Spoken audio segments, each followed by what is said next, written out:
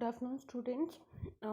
In today's topic, we will study about the childhood psychiatric disorders, starting with the introduction part. The field of child psychiatry is new.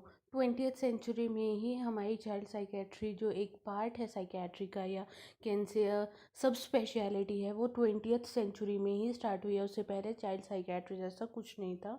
So child psychiatry nursing evolved gradually and the therapeutic value of the nurse patient relationship with children began to realized. मतलब 20th century से ही psychiatric nursing start हुआ था. सो in 1954 the first graduate program in child psychiatric nursing was open. जो हमारी एमएससीज होती हैं, MSc होती है, उसमें हमारे पास सब स्पेशलिटी होती है कि आप क्या लेना चाहते हो. आप जीडियाट्रिक मतलब बूढ़ा ओल्ड एज पीपल के ऊपर लेना चाहते हो, आप सब्सटेंस अब्यूज़ लेना चाहते हो, आप चाइल्ड अब्यूज़ लेना चाहते हो, तो दैट आर द ब्रांचेस. तो उसमें से चाइल्ड साइकेट्री फर्स्ट बार जो था दैट वो स्टार्टेड इन 1950. वो advocate for the child psychiatric nursing ACPN. The professional organization for this nursing specialty was established in 1971, and the first ANA certification of child psychiatric nurses took place in 1979. So 1979 में first time child psychiatric nurse की certification हुई थी. The ANA standards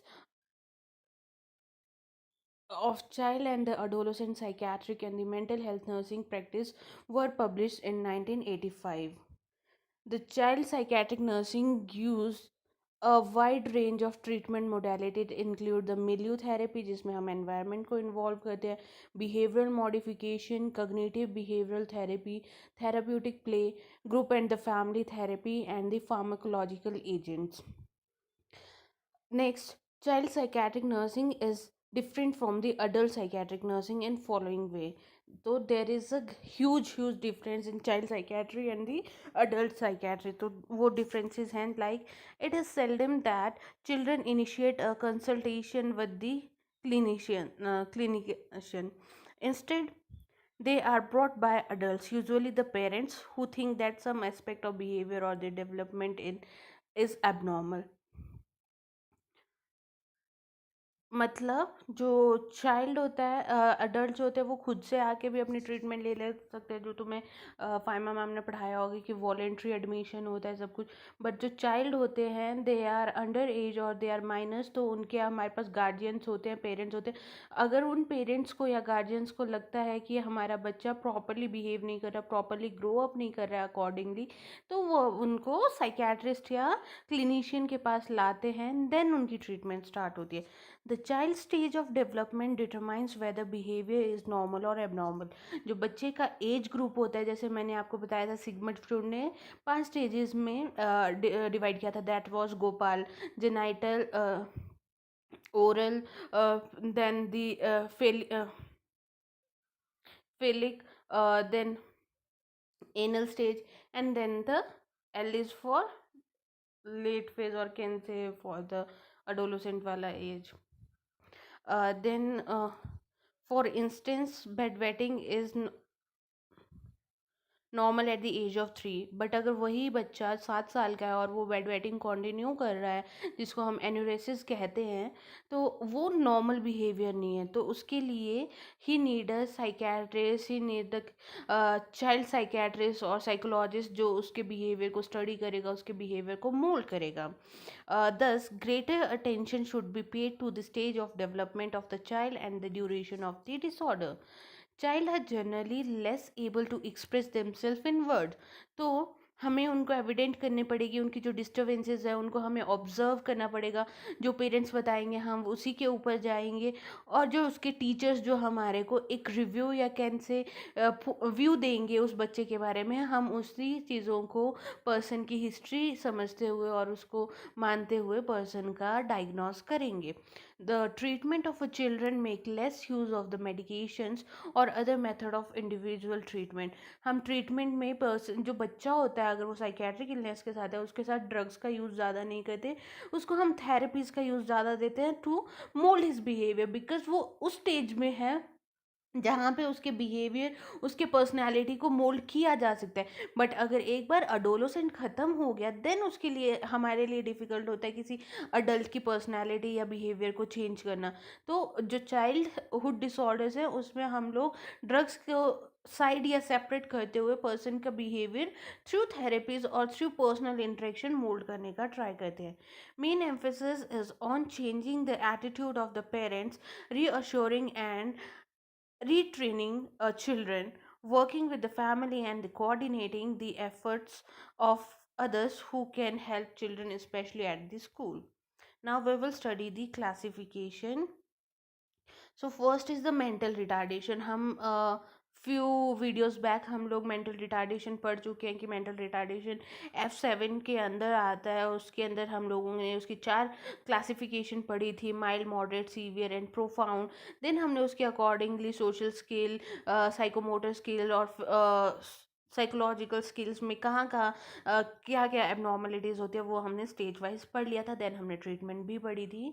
next is disorder of the psychological development. तो उसमें आते हैं हमारे specific development disorder of speech and language. अगर बच्चे की स्पीच और लैंग्वेज में प्रॉब्लम है तो वो भी आते हैं हमारे साइकोलॉजिकल डेवलपमेंट डिसऑर्डर्स में। Specific development disorder of scholastic skills, मतलब स्कूल में बच्चे की परफॉर्मेंस को लेके। Specific development disorder of the motor functioning, जहाँ पे पर्सन एक्ट आउट करने में, मोटर यून होना कि motor is related to the gesture, posture, walking, मतलब पर्सन अपने बॉडी बैलेंस को लेके प्रॉपर नहीं है, that also come in the motor functioning disorders. Next is pervasive developmental disorder. Pervasive मतलब कॉन्टिन्यूएशन में, और पर्सन को डेवलपमेंटल मतलब जो उसकी स्टेज है उसके अकॉर्डिंगली उसमें डेवलपमेंट नहीं हुई है, तो वो भी आता है हमारा साइकोलॉजिकल डेवलपमेंट डिसऑर्डर में।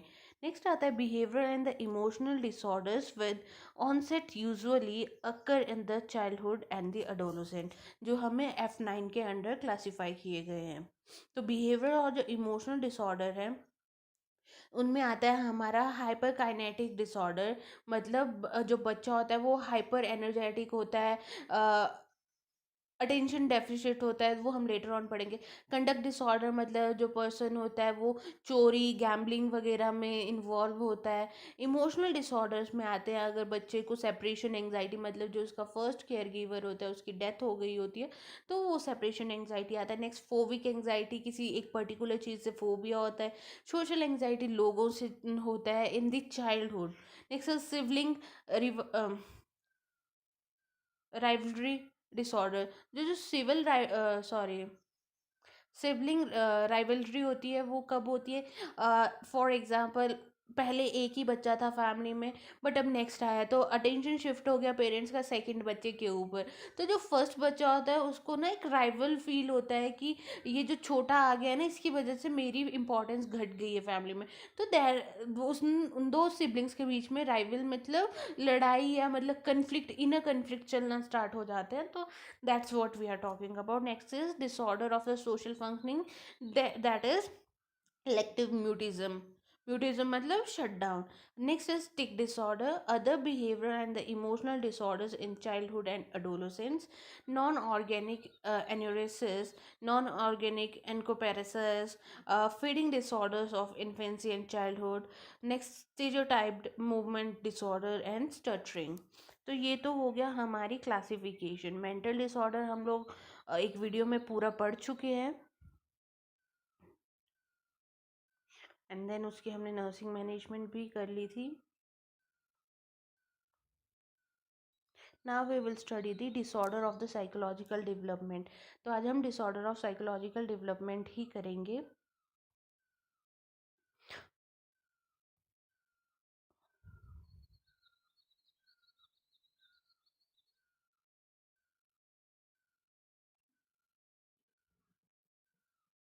So first is the specific development disorder of the speech and language. So these are the disorder in which the normal pattern of the language acquisition are distributed from the early stages of development. The condition are not directly attributed to the neurological or the speech mechanism, abnormality और the mental retardation. मतलब यहाँ पे क्या होता है, बच्चे की जो लैंग्वेज है या स्पीच डिस्टर्ब होती है, बट इसके पीछे कोई हमारे ब्रेन में जो हमारे सेंटर्स है, या जो ब्रेन में हमारे सेंटर्स होते हैं, centre of a speech, centre of hearing, centre of walking, उनमें कोई भी एबनॉर्मेलिटी नहीं होती है, और साथ में ही कोई मेंटल रिटार्डेशन का भी केस नहीं होता। It includes the developmental language disorder और dysphagia, developmental articulation disorder or phonological disorder or dyslexia, expressive language disorder, receptive language disorder, or other developmental disorder of the speech and language. तो specific development disorder of scholastic skills में आता है हमारा, specific development disorder of the scholastic skills are divided further into specific reading disorders. ठीक है, बच्चे को जो रीडिंग में प्रॉब्लम होती है, तो specific spelling disorder and specific arithmetic disorder. तो first is specific reading disorder, जिसे हम बोलते हैं dyslexia, should be clearly distinguished from should be distinguished from the general backwardness in the scholastic achievement resulting from the low intelligence education. It is characterized by a slow acquisition of reading skills, slow reading speeds, impaired comprehension, word omission, and distortion and letter reversal. So reading disorder में क्या होता है, बच्चा जो है लो intelligence और inadequate education की वजह से, और उसकी वजह से क्या होता है, पर्सन की रीडिंग स्किल प्रॉपर नहीं होते हैं और कॉम्प्रिहेंशन प्रॉपर नहीं होती है। The main feature of a specific spelling disorder is significant impairment in development of spelling skills in the absence of history of the specific reading disorder. The ability to spell orally and to write out words correctly are both affected. Next is the specific arithmetic disorder, involve deficit in basic computational skills of addition, subtraction, multiplication and division। तो reading में क्या था, जिसको हम dyslexia बोलते हैं, बच्चा पढ़ नहीं पाता है।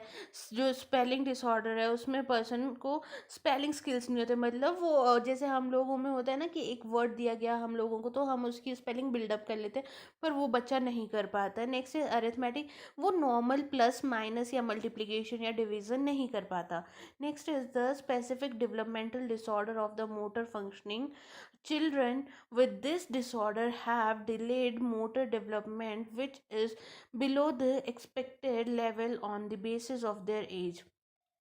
मतलब जिस एज ग्रुप में बच्चे की जितनी मोटर स्किल्स होनी चाहिए, जो आप पीडियाट्रिक्स या चाइल्ड हेल्थ नर्सिंग में पढ़ चुके हैं, कि अकॉर्डिंग टू एज पर्सन की मूवमेंट होती है, कि स्टार्टिंग में जस्ट वो क्रॉल करता है, देन वो स्टेयर्स वॉकअप करता है, देन स्टेयर डाउन करता है, देन स्टैंड करता है, देन वो वॉकिंग करता है विद द क्रचेस या विद द वॉकर, देन वो with the help of the hands walk करता है, देन वो लोनली वॉक करता है। बट अगर ऐसी मोटर फंक्शनिंग नहीं हो रही है अकॉर्डिंगली, तो मतलब बच्चा एज के साथ ग्रो नहीं कर रहा है, उसके माइलस्टोन्स की अचीवमेंट नहीं हो रही है, तो वो आता है हमारा developmental disorders of motor functioning.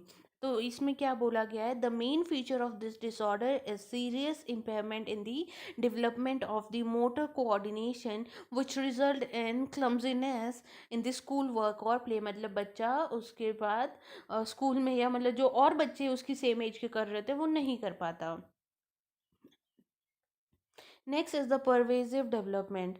So, the term pervasive development disorder, that is PDD, refer to a group of disorders characterized by abnormalities in communication and the social interaction by restricted repetitive activities and interest। तो pervasive में क्या होता है, बच्चा communicate नहीं कर पाता है, मतलब उसको पता नहीं लगता है कि how he has to communicate with the next person in the society or in the school even। These abnormalities occur in a wide range of situations, usually development is abnormal from infancy and most cases are manifested before the age of 5। तो जब बच्चा school जाता है, starting हमारे days होते हैं school के, तो जो हमारे प्राइमरी टीचर्स होते हैं उनको एक ट्रेनिंग दी जाती है during their BEd timing, during their educational training timing, कि अगर बच्चे में ये सिम्टम आते हैं तो might be he is suffering with the PDD. जो हमारे टीचर्स होते हैं चाइल्डहुड डिसऑर्डर को फाइंड आउट करने में फर्स्ट हैंड इंफॉर्मेशन देते हैं, बिकॉज बच्चे जो हैं पेरेंट्स के अलावा ओनली और ओनली उनके प्राइमरी टीचर्स के साथ ही टाइम स्पेंड करते हैं, जहाँ से हमें लॉट ऑफ इंफॉर्मेशन मिल सकती है। So PDD includes childhood autism, typical autism, Rett syndrome, Asperger's syndrome, child integration disorder and the other pervasive developmental disorder। जो हम आगे चल के पढ़ेंगे तो ये सारे आते हैं हमारे pervasive developmental disorder में। Next we will study the epidemiology। So prevalence is 4 to 5 in per 10,000। मतलब 10,000 अगर हम बच्चे लें तो उनमें से 4 या 5 में pervasive डेवलपमेंटल डिसऑर्डर होते हैं in the children under 16 year of age. 16 year of age से कम के। Male to female ratio is 4 और 5 to 1। मतलब मेल बच्चों में ज़्यादा होते हैं एज़ कम्पेयर टू फीमेल। अगर हम बात करें कि हमारे पास 6 केसेस हैं, ठीक है, तो जो 5 होंगे वो मेल होंगे, एक ही लड़की होगी। The disorder is eventually distributed across the all socio economic classes. जो हमने कुछ डिसऑर्डर पढ़े थे पहले कि लो सोशो इकोनॉमिक स्टेटस में हिस्टीरिया ज़्यादा होता है, बट अगर हम चाइल्डहुड डिसऑर्डर की बात करें, परवेजिव डेवलपमेंटल डिसऑर्डर की बात करें, तो हायर लोअर मिडल सब सोशो इकोनॉमिक स्टेटस क्लासेस में इक्वल प्रेवलेंस है इसका। So that's all about today's topic. हमने पहले पढ़ा कि चाइल्ड हेल्थ नर्सिंग कब स्टार्ट हुआ, सॉरी चाइल्ड साइकियाट्रिक नर्सिंग कब स्टार्ट हुआ था। तो चाइल्ड साइकियाट्री 20th सेंचुरी से पहले कोई एक टॉपिक या कोई मैटर ऑफ अ कंसर्न नहीं था, बट 20th सेंचुरी में जो है हमारी चाइल्ड साइकियाट्री आई। देन चाइल्ड साइकियाट्रिक नर्सिंग का फर्स्ट ग्रेजुएशन स्टार्ट हुआ 1954 में, और 1979 में हमारी क्या हुई, फर्स्ट हमारी सर्टिफिकेशन हुई। देन हमने पढ़ा कि जो हमारी चाइल्ड साइकियाट्रिक नर्सिंग है वो अडल्ट साइकियाट्रिक नर्सिंग से कैसे डिफरेंट है। तो वहाँ पे हमने वेरियस पॉइंट पढ़े कि अडल्ट खुद से आ सकते हैं, वहाँ पे जब बच्चे आते हैं जो अडल्ट की इन्फॉर्मेशन होती है वो जो होती है अडल्ट खुद भी दे सकता है, बट जो चाइल्ड की इन्फॉर्मेशन है वो सिर्फ और सिर्फ उसके गार्डियंस और टीचर्स दे सकते हैं, और अडल्ट अपनी विलिंगनेस से आते हैं, चाइल्ड को उनके पेरेंट्स लेके आते हैं। That what we study. Then adults के लिए इतना मैटर ऑफ अ कंसर्न जो होता है वो ड्रग्स होता है, हम लोग ड्रग्स को यूज़ करते हैं, बट जो चाइल्ड होते हैं उनके लिए हम लोग मिलियो therapy, individual therapy, personal therapy, behavioural therapy और थेरेपीज का यूज़ करते हैं, बिकॉज वो अभी डेवलपिंग स्टेज पे होते हैं। Then we had study the classification. तो mental retardation was in F7। F8 में हम लोगों ने स्पेशल डिसऑर्डर्स पढ़े related to speech and language. Then F9 में आते हैं हमारे परवेसिव डिसऑर्डर, जिनको हम कॉन्टिन्यूएशन में लेंगे कल।